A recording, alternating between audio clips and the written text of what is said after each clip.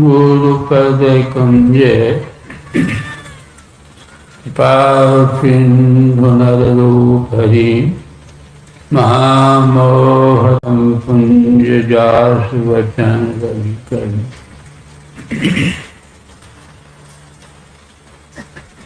परम आदरणीय सत्संगप्रेमी भाइयों तथा धर्मशिला बहनों, यह अंतिम समय का सत्संग है। इसके बाद यहाँ का कार्यक्रम समाप्त हो जाए। यह ज्ञान जग का समापन का समय है। यह यज्ञ कैसा है? बहुत तरह का यज्ञ आप सुने होंगे, करे होंगे, बहुत तरह का। ये तो बहुत काल से यज्ञ का याति है। यज्ञ को दो भागों में बांटा गया, एक धर्ममय यज्ञ, दूसरा ज्ञानमय यज्ञ। ये ज्ञानमय यज्ञ परसों से आप सुन रहे हैं, खाली ज्ञान की चर्चा हो रही। एक ज्ञान यज्ञ है और दूसरा धर्ममय यज्ञ है। धर्ममय यज्ञ में धर्म की प्रधानता होती है, कुछ सांसारिक लाभ मिलता है, जो भी लाभ हो। भगवान कृष्ण ने गीता में कहा कि ये धर्ममय यज्ञ से ज्ञानमय यज्ञ लाखों गुना श्रेष्ठ है। धर्ममय यज्ञ से जो भी उपलब्धि होती है संसारिक, यूँ तो यज्ञ की प्रथा तो वैदिक काल से ही, लेकिन अपने यहाँ देख लीजिए, यज्ञ पहले जो होता था वैसा अब नहीं हो रहा है। हो रहा है लेकिन वैसा पहले अपने यहाँ ये जंगल काफ़ी संख्या में, और जंगलों का खुराक है कार्बन डाइऑक्साइड। यज्ञ जो होता था तो धुआं उड़ जाता, वो कार्बन डाइऑक्साइड वो वही वनस्पति से उसको अब्जॉर्ब खाता। खाने से वह वनस्पति हरा भरा, मानसून को खींचने की शक्ति, वर्षा काफ़ी होती थी, धनदान फल फूल सब होता था। आजकल देखिए वर्षा, और उस समय की वर्षा पर ध्यान दीजिए। आज से 50-60 साल पहले की बात, 7 दिन तक लगातार वर्षा होती रहती थी, 15 दिन तक लगातार वर्षा होती थी। इधर जो है आप वर्षा की बहुत कम। क्यों? जंगल सब कट गया है। ये वन विभाग वाले जो जंगल लगा रहे हैं, क्या है, जंगल कट गया है, प्रदूषण बढ़ रहा है। धुआं जो कार्बन डाइऑक्साइड निकलता है अंतरिक्ष में, तो धुआं जो है प्रदूषण फैला रहा है। इसीलिए उसको खाने के लिए तो जंगल चाहिए। तो वन विभाग सरकार की तरफ से पर्यावरण को दूर करने के लिए जंगल लगाया जा रहा। जंगल नहीं लगाया तब प्रदूषण, तब हानि ही हानि। ये आप सब जितने यज्ञ है ये संसारिक लाभ होते, लेकिन ज्ञान में यज्ञ से ज्ञान, और जिस ज्ञान से मोक्ष की प्राप्ति, सारे दुखों का अंत होता है। इसीलिए कहा कि ज्ञान यज्ञ सारे यज्ञों से श्रेष्ठ है। अस्मेय सहस्राणी बात पे शतानी से ये वर्णन किए हैं शास्त्रों में। अश्वेग हजारों कर दीजिए, बात पे कर दीजिए लाखों, लेकिन ये यज्ञ से यज्ञ के स्वल्मांश के बराबर, मैंने इस यज्ञ के सामने तुच्छ है, समझ रहे हैं। तो इसीलिए इस यज्ञ को में आप सुनेंगे, सुनने से इस यज्ञ में स्वर्ग की प्राप्ति होती है।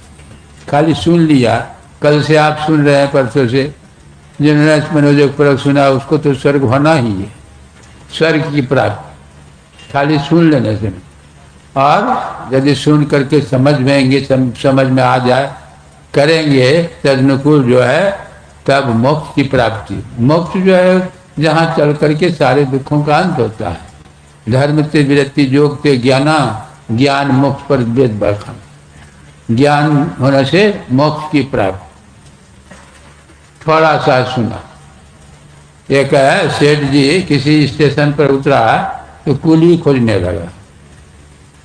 कुली मिला तो कुली से कहते हैं सामान ले जाओगे? कहा कि हाँ। कितना पैसा लोगे? तो 20 रुपया लेंगे, कम नहीं? कहा कि नहीं। फिर दूसरे जो कुली से कितना लोगे? तो 20 रुपया। कहा कोई कम लेने वाला कुली है कि नहीं कोई? कहा एक कुली है, उसका नाम है कमखोर कुली, जाइए वो कम लेता है। जाते हैं, बता दिया कि हम बैठा रहता। जाते हैं, देखते हैं बैठा है, पूछते हैं कि भाई क्या नाम है? कहा कमखोर। मान यदि सामान ले जाओगे? कहा हाँ। कितना पैसा लोगे? कहा 5 रुपया जो लेंगे। जिस सोचा ठीक है, कहता है कमखोर कुली, लग सामान उठाओ।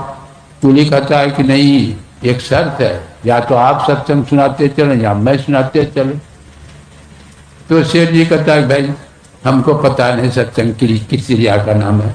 बहुत लोग जानते नहीं है कि सत्संग किसको कहता है। यहाँ के लोग भी कि ऐसा जब कभी हुआ था गोरखपुर और या देवरिया के बीच में जब प्रथमे हो रहा, बहुत लोग जानते हुए नहीं सत्संग किसको कहता। उसी तरह सेठ कहता है भाई मैं नहीं जानता हूँ सत्संग। अरे सत्संग क्या है? ऊपर प्रभु का चर्चा है और क्या है? सत्य की चर्चा। सत्य की चर्चा सुनिए, सत्य को प्राप्त कीजिए, सब झंझट खत्म हो जाए। तो सेठ कहता है भाई तुम भी सुनाते चलो। कहा ठीक है मैं सुनाते जा रहा हूँ। अब जा रहे हैं, सत्संग सुना रहे हैं, सुनाते सुनाते घर पर पहुँचे, सामान रख दिए। सेठ जी 5 रुपया निकाल करके उनको दिया।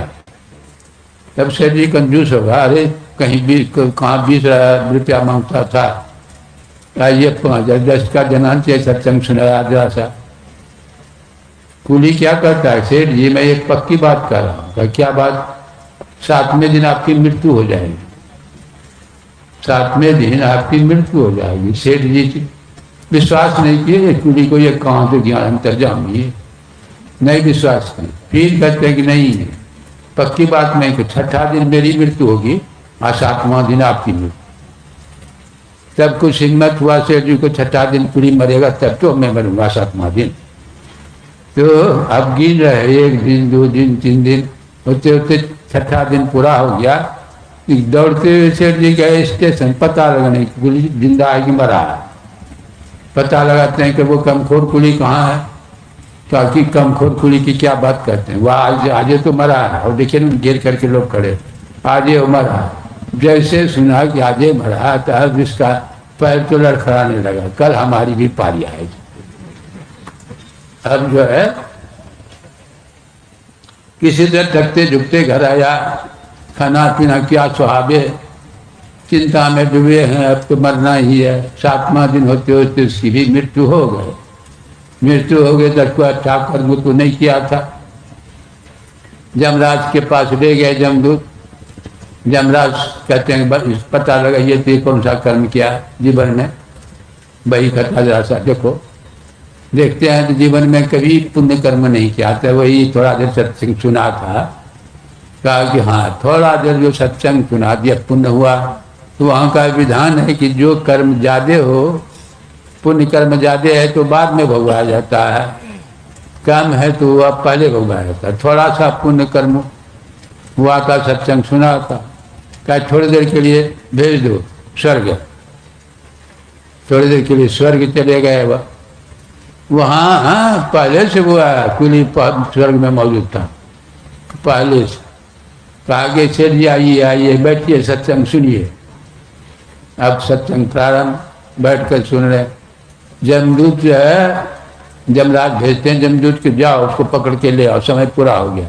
थोड़ी देर के सत्संग का लाभ, थोड़ी देर स्वर्ग में रहना। जाते हैं, हिम्मत नहीं हो रहा है, सत्संग जहाँ हो रहा है तो हो रहा था तो वो जो हिम्मत नहीं हुआ वहाँ जाए। जमदूत जो है लौट कर चले गए जमराज के पास। कहते हैं कि महाराज वहाँ तो सत्संग हो रहा है, हमको हिम्मत नहीं हुआ वहाँ उनके समीप जा करके इसको पकड़ के लाए, आप ही जैसा कीजिए। जमराज पहुँचते, जमराज दूर से ही पुकारते हैं, सेठ जी चलो, सेठ जी चलो, लाओ, समय हो गया पूरा। तो कूली कहता है गट मत ध्यान दो उधर, चिल्लाने दो उसको, सुनते रहो। तब तो चिल्लाते चिल्लाते वो स्वर्गीय में रह गया। मतलब क्या हुआ? अरे इतना देर सत्संग सुने हैं, ये व्यर्थ जाएगा थोड़ो। जो भी सुना है, जो नहीं सत्संग नहीं समझता है कि क्या है, तो सुनो तो कम से कम सुनने के बाद पता लगेगा कि क्या हो रहा है यहाँ। तो सत्संग में तो प्रभु की चर्चा, सारे धर्मविद जो है, आत्मज्ञ लोग जो है क्या कहते हैं। अभी तो आप सुन रहे थे, भगवान शंकर की उपासना करने वाले होंगे यहाँ, ब्रह्मा विष्णु की उपासना करने वाले, नारद भगवान, ये सब सारे मतलब आत्मज्ञानी लोग सब कहते हैं राम से प्रेम करो। कह रहे हैं सब राम, शंकर भगवान कहते हैं राम से करो। अब राम जो के संबंध में कल परसों से सुन रहे, राम किसको कहा? रम्यते इति राम, जो सब में रमन कर रहा है वही राम। हम में तुम में खड़क खम। अब देखिए इसी को समझिए, भगवान शंकर के अंदर वही राम, भगवान विष्णु के अंदर वही राम, भगवान राम के अंदर वही राम, भगवान कृष्ण के अंदर वही राम। इसलिए वह राम जो है सर्वव्यापक तत्व है, वह एक है और यह सब अनेक है। जीव अनेक, एक श्रीकंता अनेक है। उसकी पूजा सबकी पूजा, उसकी पूजा से सबकी पूजा हो जाएगी। एक को पूजेंगे जितने देवी देवता सब खुश। अच्छे पुरुष एक पेड़ है, निरंजन वा को दाल, त्रिदेवा सखाव है, पात भया संसार। अच्छे पुरुष परमात्मा को कहा एक वृक्ष, निरंजन वा को डाल, और त्रिदेवा ब्रह्मा विष्णु महेश सखा, और हम लोग जितने हैं पत्ते, तो एक वृक्ष के सभी हैं। परमात्मा वृक्ष के मैंने सभी हम लोग संतान हैं। इसीलिए संतों ने कहा ये सारा संसार वसुधैव कुटुंबकम, सब परिवार हैं। यह ज्ञान यदि हो जाए, ब्रह्म का ज्ञान हो जाए, तभी यह ज्ञान होगा कि सब हम लोग उसी के संतान हैं। जब तक ज्ञान नहीं होगा तब तक तो अज्ञानता में तरह तरह का खुरापात, लड़ाई झगड़ा, मारपीट, खून खराबी, जात पात, हेन तेन, ये सब होते रहेगा जब तक उसका ज्ञान नहीं होगा। कोई शक्ति ऐसी नहीं है जो इसको मिटा सके। ये एकमात्र जो है वह ज्ञान, सत्संग सुन करके ज्ञान हो जाएगा, तभी जो है यह इस तरह की भावना होती। सभी लोग कहते हैं राम से प्रेम करो। क्यों कहते हैं राम से?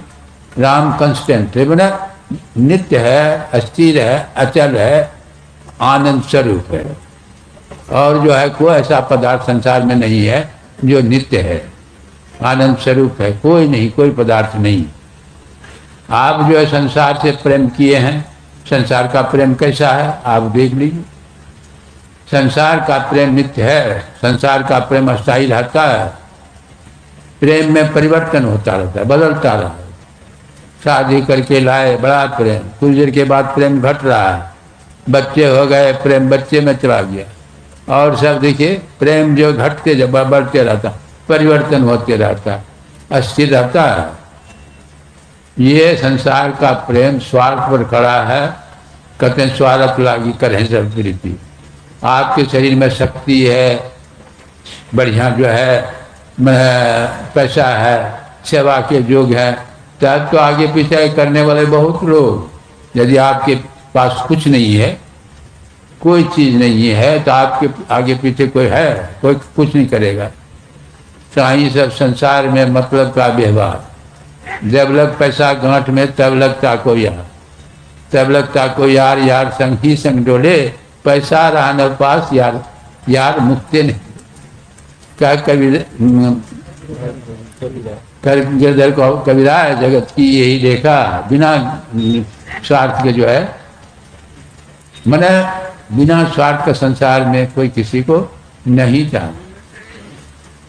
एकमात्र परमात्मा है, उसको कोई स्वार्थ नहीं है, कोई स्वार्थ नहीं है। परमात्मा।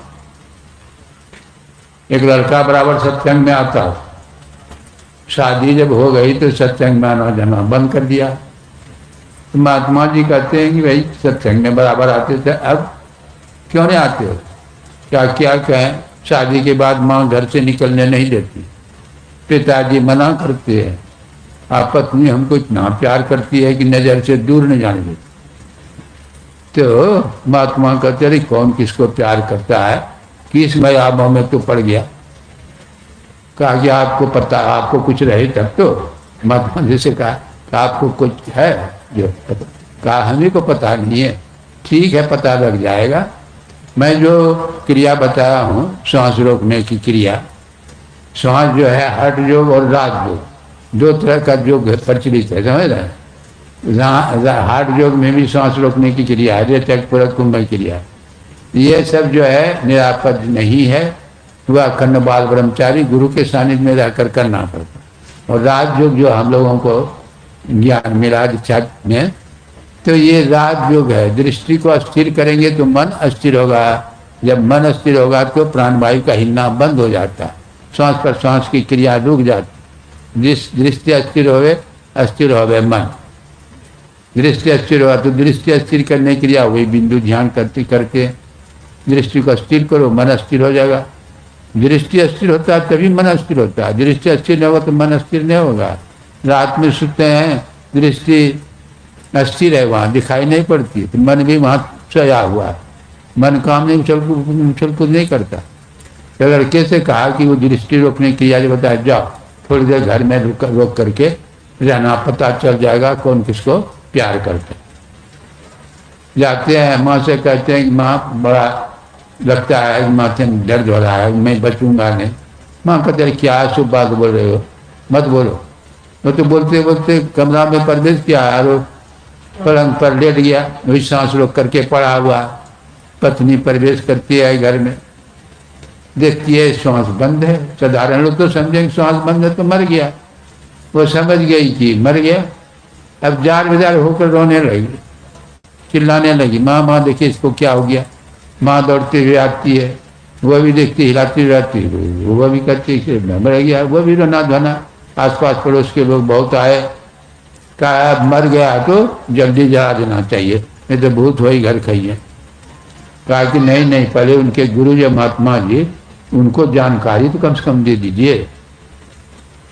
किसी को भेजा महात्मा जी के पास, जानकारी दिया कि आपका चलवा मर गया। तो सब जानबे करता था कि मर गया। कहा कि हाँ, थोड़ा सा चीनी ले करके वहाँ से चले पुड़िया बना, देखते हैं हिलाते डुलाते हैं, वहाँ तो लगता है कि मर गया, लेकिन एक शर्त है, जिंदा हो सकता है। का जो कहिए, लाखों 20-25-25 लाख 50 लाख जो कहीं खर्चा करने के लिए हम तैयार। कहा कि वह शर्त नहीं है, एक गिलास पानी दीजिए, मैं बीज डालूंगा और जो इसको पिएगा वह मर जाएगा, लड़का जीवित हो जाएगा। दिया पानी, और वो तो शरबत चीनी था, लोगों को दिखा कर कहता है कि देखो मैं मर बीज डाल रहा, इसको जो पान करेगा वो मर जाएगा और लड़का जीवित।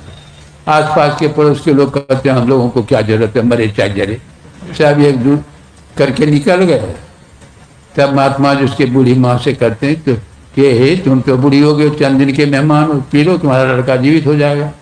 कहा कि जीवित होकर क्या बूढ़े का सेवा कर सकेगा? वो टाल मटोल कर दी। फिर उनके पिता से कहा कि आप भी तो बूढ़े हो गए, पी लीजिए, आपका लड़का जीवित है। कहा कि पी करके ये क्या इतना बड़ा राजपाट ये खास संभाल सकेगा? अब देखिए कोई तैयार। माँ से कहा, पत्नी से कहा कि तुम तो कहते बड़ा प्यार करता था, तुम पी लो, मेरा पति जीवित हो जाए। कहा कि जीवित होकर के मैं मर जाऊंगा तो ये हमारे बिना रहेगा कैसे? सब टाल मत। तब महात्मा जी कहते हैं मैं ही पी जाऊं। कहा कि हाँ महाराज, आपका तो परोपकार के लिए जन्म ही हुआ है, परोपकार हित व्यक्ति सर्वदा। वो मरने के लिए महात्मा जी बताइए कैसी दुनिया है, स्वार्थ पर खड़ा है कि नहीं? स्वार्थ पर दुनिया खड़ा है। एकमात्र परमात्मा ही निस्वार्थ है, उसको प्राप्त करना है। उसको प्राप्त करने के लिए कल से आप सुन रहे, हार चाम के देह में दूध रतन सरबंध, ऐसे घर ब्रह्मांड में सदा रात भक्त। जैसे कोई गाय 10 किलो की दूध देती है, 10 किलो दूध देती है, तो उसे दूध कहाँ रहता है? सारे शरीर में रहता है, लेकिन मिलता कहाँ है? थन में मिलता है। आप कान को निचोड़िएगा, आप पूछ को निचोड़िएगा, दूध मिलेगा? नहीं, वह थन में मिलता है। तो सर्व परमात्मा सर्वव्यापक है, सब जगह है, लेकिन उसका दर्शन कहीं नहीं मिलता। ये शरीर में मिलेगा। शरीर में तो मिलता क्यों नहीं? आप देखिए, थन में जोंक को लगा दीजिए, जोंक पानी में नहीं रहता, उस थन में लगा दिए, वो दूध पिएगा कि खून पिएगा? कहा कि वो दूध पिएगा? नहीं, वो खून पिएगा। आप बच्चा को लगा दीजिए तब वो दूध पिएगा। उसी तरह ये इंद्रियां जो हमारी है वह जोंक बाहर का काम काज, जैसे बड़े घरों में नौकरानी सब रहती है, नहीं, झाड़ू वाड़ू बर्तन बर्तन साफ उफ करने के लिए नौकरानी से पूछिए कि मकान मालिक के खजाने में कितना पैसा है, बता देगी? नहीं। उसका लड़का जो है, ये जीव जो है, यही बछड़ा, गाय का बच्चा जो कहते हैं नहीं, तिल लगा दे दिल, तो यही परमात्मा का बच्चा जीव, यही उसको प्राप्त करेगा, वही यही प्राप्त करेगा। क्यों नहीं प्राप्त होता है? परमात्मा भी से सर्वव्यापक हमारे शरीर के अंदर, और जीव भी है शरीर के अंदर, होता क्यों नहीं? जीव का मुंह संसार की तरफ। जग पे खन तुम देखन हारे, विधि हरि शंभु न चावन हारे, तेव न जाने मर्म तुम्हारा, और को तुम्हें जानन हारा, सोई जाने देव दे जनाई, जानत तुम्हें हो जाई। ये संसार दृश्य आया थी जो है, जीव जो है संसार की तरफ मुंह है, और परमात्मा है दृष्टा। परमात्मा देख रहा है जीव जो कहाँ कहाँ घूम रहा है, कैसे जा रहा है, किधर जा रहा है। अरे संसार का देखना छोड़ दे, सकल दृश्य निज उदर में भी शोभा निद्रा तज योगी, सोई हरिपद अनुभव अतिशय द्वेद वियोगी। यही क्रिया है। क्रिया के संबंध में तो बहुत चर्चा हो गई है। सारे दृश्यों को छोड़कर अंदर में निद्रा को छोड़कर सो जाना। अरे निद्रा में तो सब सोते हैं, निद्रा को छोड़कर सोना कैसे होगा? अरे जागृत स्वप्न सुसुप्ति तीनों अवस्था से ऊपर आप जाएंगे। संसार की दृष्टि में आप सो गए, लेकिन आप सोए नहीं हैं, आप जगे हुए हैं। सकल दृश्य निज उदर मेली, शोभ है निद्रा तजी जोगी। वही जो है सोई हरिपद अनुभव है, अनुभव गम्य है। परमात्मा इंद्रिय गोचर नहीं है, तो पदार्थ नहीं है, अनुभव गम्य है। अनुभव गम्य, इंद्रियों का संग छोड़िएगा, जीवात्मा जो जब परमात्मा की तरफ हो जाएगी तब जो उसको अनुभव होने लगेगा। आप संसार आप लोगों का विषय की तरफ जाएं, विषय का सेवन अनुभव हो रहा है कि नहीं? अब विषय से छोड़ेंगे, उधर जब जाएंगे तो उधर का अनुभव जो कैसे, जब जाएंगे उधर तभी तो अनुभव होगा। कैसा? भजन में हो तो आनंद आनंद, बरसत बिसत अमी के बादल, भीजत है कोई संत, आनंद आनंद बढ़ते जाता है। सूरदास जी महाराज क्या करते? परम स्वाद सभी जो निरंतर अमित तोष उपजावे, इतनी संतुष्टि, इतनी जो है संतोष कहिए। और स्वाद कैसा? परम स्वाद। स्वाद तो सब बच्चों में देखने खाते हैं तो लगता है, लेकिन परम स्वाद नहीं। परम स्वाद उसी को कहा जाता है जो लग करके छूटता नहीं। और तो जो है खाइएगा रसगुल्ला, जब तक खा रहे हैं थोड़ा देर के लिए स्वाद मिला, फिर छूट गया, कुछ भी छूट जाता है। लेकिन परम स्वाद जो है, जो गुरु महाराज को देखे होंगे, दर्शन किए होंगे, बैठे हैं और उधर जो है तुरंत आँख बंद करते थे, तुरंत जो है उसमें लीन हो जाते। कैसा स्वाद तो हुआ, परम स्वाद कर दिया। जब तक उधर आप नहीं जाएंगे तो वही है, तीनों अवस्था से छोड़कर चौथी अवस्था में जाना होता है। जागृत स्वप्न सुसुप्ति, ये तीनों अवस्था से छूटेगा तो चौथी अवस्था क्या है? तुरीय अवस्था है। तुरीय अवस्था, और तुरीय अवस्था सब साधना करते करते शब्द का जहाँ अंत हो जाता है वही तुरीयातीता अवस्था है। वहाँ तुरीय अवस्था भी नहीं है।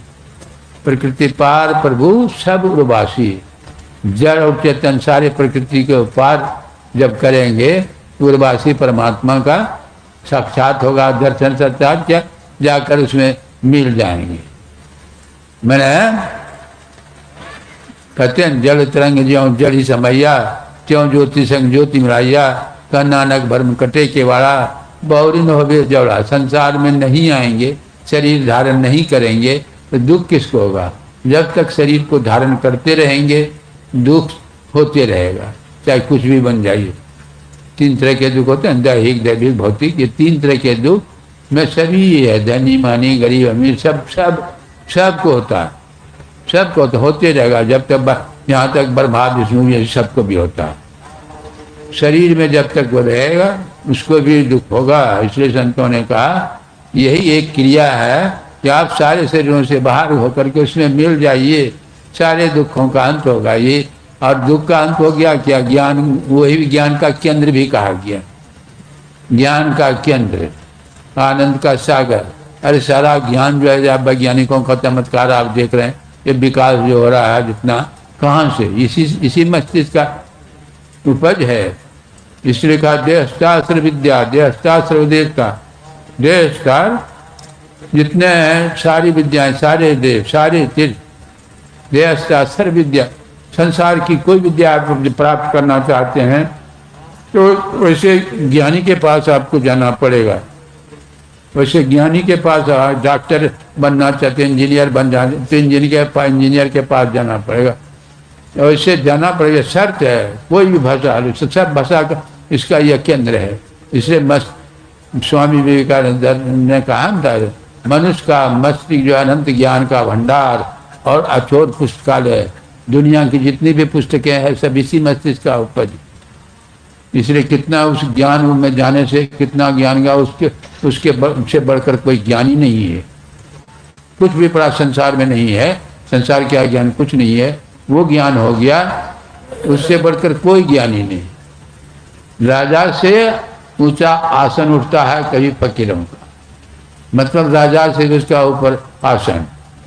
हम तो देखे गुरु महाराज जब थे शरीर में बहुत बड़े बड़े, लखनऊ में सत्संग हो रहा था, वहाँ आए थे कौन? अटल बिहारी वाजपेयी, प्राइम मिनिस्टर हुए थे नहीं पे, अटल बिहारी वाजपेयी, सुप्रीम कोर्ट के चीफ जस्टिस दीक्षित जी महाराज, और उत्तर प्रदेश के गवर्नर संपूर्णानंद, तीनों सत्संग में आए।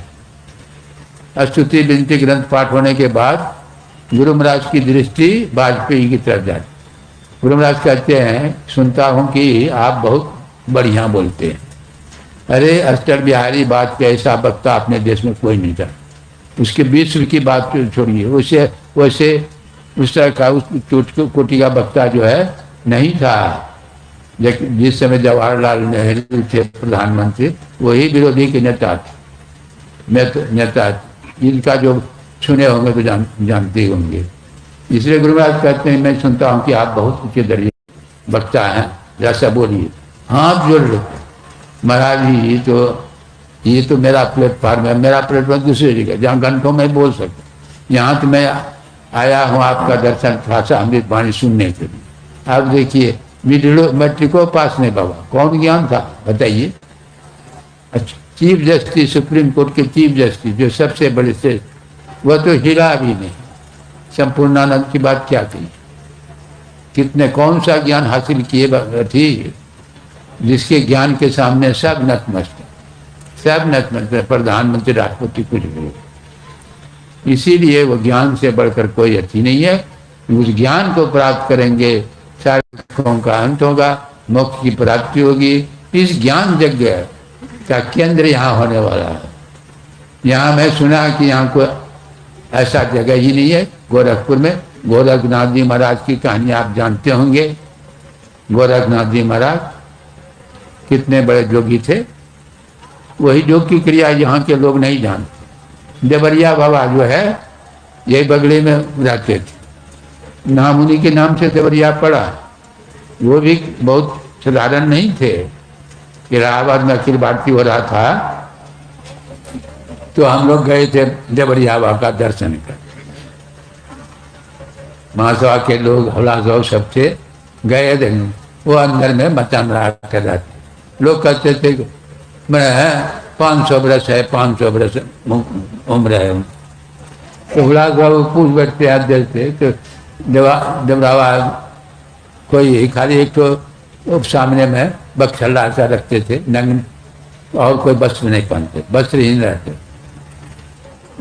देवरावा से पूछ बैठते हैं कि महाराज मैं सुनता हूँ आपके संबंध में कि आपकी आयु 500 वर्ष है। क्या वो गलत कहता? हमारी आयु तो 80 साल लगभग हो रही है, 80 साल। लोग झूठो पूछ कर। और उसके बाद जो है संत मत का ज्ञान बिंदु और नाद पर वो चर्चा शुरू करती है। अब देखिए, बिंदु नाद यही दो आधार है ज्ञान का। बिंदु नाद पर चर्चा आधा घंटा था। लोग कहते थे बोलते नहीं। हमारे सत्संगी जहाँ पहुँचे पूछते हैं आप लोग कहाँ से आए हैं? बिहार से भागल। महर्षि जी कहाँ रहते हैं? कुप्पा घाट में। देवराव को बाबा कहते हैं कि नहीं नहीं, कुप्पा घाट में नहीं रहते हैं। कौन कहता है कुप्पा घाट? वो रहते हैं सुषमना अज्ञान चक में। देखिए कौन बात। अरे जीव के संबंध बोला, जीव तो बैठा कहाँ? सुषमने में अज्ञान चक में। जीव की बात कर रहे हैं। अरे जीवेन रहता है, शरीर कहीं रहे लेकिन जीव नहीं। और उसके बाद जो है गुरु महाराज कुछ फल फूल सामान लेकर के भेजे। मैंने निमंत्रण दिए कि मंच पर चला जाए। कहा कि मैं जाके क्या करूँगा? महर्षि जी तो ये है, जो महर्षि जो मैं जो महर्षि जी, मैं जाके क्या करूँ? मैं नहीं जाऊँगा। मतलब कहने का देखिए कैसा ज्ञान है। तो ये ज्ञान का केंद्र यहाँ बनने वाला है। वैसे तो कुप्पा घाट और मनिहारपुर देख जानबे करते हैं, तो उसी स्तर पर कि यहाँ भी होना चाहिए कम से कम। और ये जब भी होता है तो हमारे जितने सत्संगी हैं 30 लाख लगभग, यदि सोच ले तो आप 100 रुपया भी दे देंगे, कितना होगा बताइए? कितना होगा बताइए? कि ऐसा ऐसा कितना बन जाएगा, महल बन जाएगा। तो ये जो है आइए आपके सहयोग से बनेगा, एक नमूना बनेगा महापुरुषों के जन्मभूमि। अरे जहाँ 10वां गुरु जो है, 10 तरह के जो गुरु नानक संप्रदाय में, जहाँ गुरु बैठते थे, आचमन करते थे, तो वहाँ गुरुद्वारा बन के तैयार, बहुत विशाल सब गुरुद्वारा बन के तैयार। तो हमारे महापुरुष जो सब, तो उसके स्मृति में तो बनना ही चाहिए, तभी ज्ञान का प्रचार होगा। इसीलिए मैं आप लोगों से और यहाँ के लोगों से भी मैं निवेदन करूँगा, तो इन लोगों का इस बार जो ये जान करके एक उत्साह, एक प्रेरणा मिली है। यहाँ ऐसा भी महसूस करते हैं, पढ़े लिखे लोग यहाँ बहुत हैं, महसूस कर रहे हैं कि इस तरह का यज्ञ नहीं हुआ था, आज तक नहीं हुआ था। और सुन ही लिए हैं लोगों ने, बहुत उन्होंने सुना भी है। अब इन लोगों के बारे में यहाँ इधर ये जगह है इधर, तो ये कहते हैं, ये हमारे ब्रह्मचारी जी कहते थे नहीं, गीतारिणी घरे। अरे गांव का लोग नहीं रहेंगे, बाहर का लोग तो आएंगे, अतिथि रूप में जाएंगे, लेकिन ये करना तो है, यज्ञ का आयोजन तो इन्हीं लोगों का है। और ये मैं चाहता हूँ कि इस तरह का कार्य करना हर साल एक होना चाहिए निर्धारित समय पर, ताकि बराबर जो है यहाँ लोगों में प्रचार हो, संत मत का ज्ञान बढ़े। और एक बार ये संत मता बिनु गति नहीं, सुनो सकल दे कान, जो चाहो धार को गुनो संत संतान। गुरु महाराज ने एकदम उसका वाक्य जो बड़ा बर्मलकीर है, बिना संत मत के कल्याण नहीं होगा। लाख चेष्टा कर दीजिए, राजनेता सब बहुत चेष्टा करते हैं, शांति मिल जाए, कल्याण मिल जाए। ये तो थोड़ा सा शरीर की सुविधा के लिए घर द्वार ये सब शौचालय बनाया जाता है। जब तक राजनेता इसमें नहीं आएंगे तो यह जो घुसखोरी भ्रष्टाचार ये मिटेगा कभी? कभी नहीं मिटेगा। सरकार बहुत प्रयास कर रही है, लेकिन नहीं देखा जा रहा है भ्रष्टाचार का। तो जब तक उस समझदारी नहीं आएगी, ये जो भ्रष्टाचार, सन्मत का ज्ञान है, वो भ्रष्टाचार नहीं मिटेगा। ना अध्यात्म का प्रचार राजा को भी चाहिए, ये राजा है नहीं तो इनको भी चाहिए कि ये इस तरह के प्रचार में हमेशा जो है क्या है कि पहले समय अशोक सम्राट भगवान बुद्ध का प्रचार करने में बहुत राजा प्रसन्नजीत, बिंबिसार, ये सब राजा सब थे उनके शिष्य ज्ञान का प्रचार। इसीलिए भगवान बुद्ध का देश विदेश में प्रचार हुआ। अपने देश में नहीं प्रचार विषय सुना, प्रचार तो बहुत था, लेकिन कुछ जो है कर्मकांडी लोगों ने बिहार को उजाड़ दिया, भिक्षु को भगा दिया, ये सब तो भाग गए दूसरे जगह। इसीलिए ये संत मत का ज्ञान का प्रचार इस वर्तमान परिस्थिति में बहुत आवश्यक है। इसलिए इस ज्ञान जग में जिन्होंने जिस किसी तरह से सहयोग किया है, तन से, मन से, धन से, खास करके यहाँ के लोगों को मैं तहे दिल से धन्यवाद देता हूँ। और गुरु महाराज से मैं प्रार्थना करता हूँ तो उस तरह की बुद्धि हो का ये जीवन भावी जीवन सुखमय बने। आप लोग आए हैं, यज्ञ है की सफलता में आपका विशेष योगदान। आप लोग नहीं आते तो मैंने समझता कि 150 आदमी यहाँ सत्संग में आते। आप लोगों के आने से ही जगह में 4 चांद लगा है। लोगों को आपकी उपस्थिति से प्रेरणा मिली है। इसलिए मैं हमारे सत्संगी भाई बहन जितने हैं सबको मैं बहुत बहुत धन्यवाद देता हूँ और गुरु महाराज से मैं प्रार्थना करता हूँ कि आप जिस रास्ते पर चल रहे हैं उसमें प्रगति उन्नति हो, आपका भावी जीवन सुख में बीते, यही मैं कह करके मैं अपनी वाणी को विराम दे रहा हूँ। बोलिए श्री सद्गुरु।